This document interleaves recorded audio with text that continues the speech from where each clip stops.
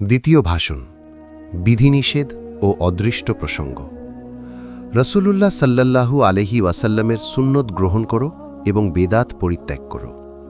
হজরত মুহাম্মদ সাল্লাল্লাহু আলাইহি ওয়াসাল্লাম নিজের ব্যক্তিগত জীবনে যাহা করিয়া গিয়াছেন এবং তাহার উম্মতগণকে করিতে নির্দেশ দিয়াছেন, তাহাই তাহার সুন্নত।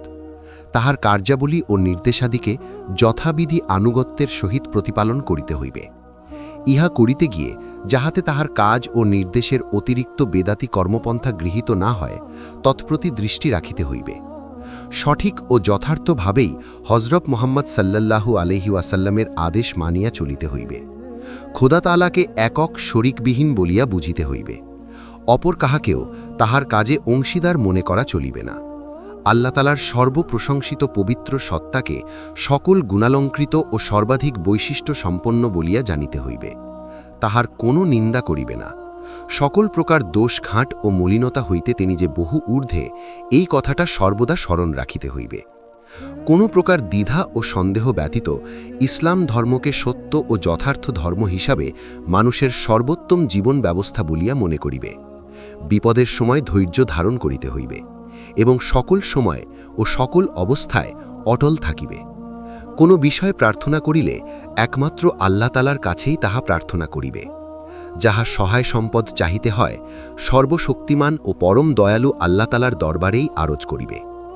এইরূপ আরজ করার পর হয়তো নিজের মনোবাঞ্ছা সিদ্ধ হইল না বা প্রার্থিত বিষয় হাসিল হইল না, তাই বলিয়া যেন পরম করুণাময় আল্লাহ তাআলার দয়া দাক্ষিণ্য হইতে নিরাশ না হয়, বরং আল্লাহ তাআলা যে যথাসময়ে যথাযথভাবে তাহার উদ্দেশ্য পূরণ করিবে, তাহার উপর ভরসা রাখিবে।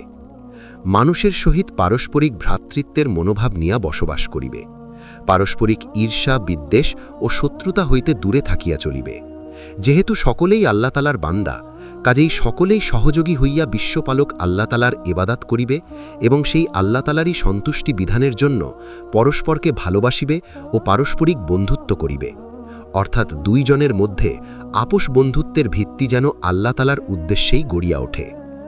পাপ কাজ হইতে বাঁচিয়া থাকিবে এবং আল্লাহ তাআলার সেবা হইতে মোক্ষ লাভ করিবে। সর্বদা তাহার দিকে উন্মুখ থাকিবে এবং কখনো তাহার থেকে বিমুখ হইবে না, তাহার অবাধ্য হইবে না। পূর্ব পাপের অনুশোচনা এবং পাপের পথ পরিত্যাগের পণ নিয়া আল্লাহ তাআলার নিকট পাপের মার্জনা ভিক্ষা করিয়া তওবা করিবে। এই তওবা বা অনুতাপের বেলায় এতই ত্বরান্বিত হইতে হইবে যে দিবারাত্রি মনে স্বস্তি থাকিবে না এবং কোনো অজুহাতে বা আলস্যেই উহাতে বিলম্ব করিবে না। প্রত্যেক মানুষ, বিশেষ করিয়া প্রত্যেক মুসলমানেরই সর্বদা মনে এই আশা পোষণ করা উচিত যে যেহেতু আল্লাহ তাআলা পরম করুণাময় ও দয়ালু, তিনি অবশ্যই দয়া করিবেন এবং সৎ স্বভাব দান করিবেন। তিনি নরক হইতে রক্ষা করিবেন এবং স্বর্গের কুমারীদের সংসর্গ, ভালো ভালো ঘোড়ার বাহন, আনন্দদায়ক সুগন্ধ এবং অতুলনীয় রূপসীদের সুকণ্ঠের গান ইত্যাদি স্বর্গীয় আমোদ প্রমোদের মধ্যেই রাখিবেন।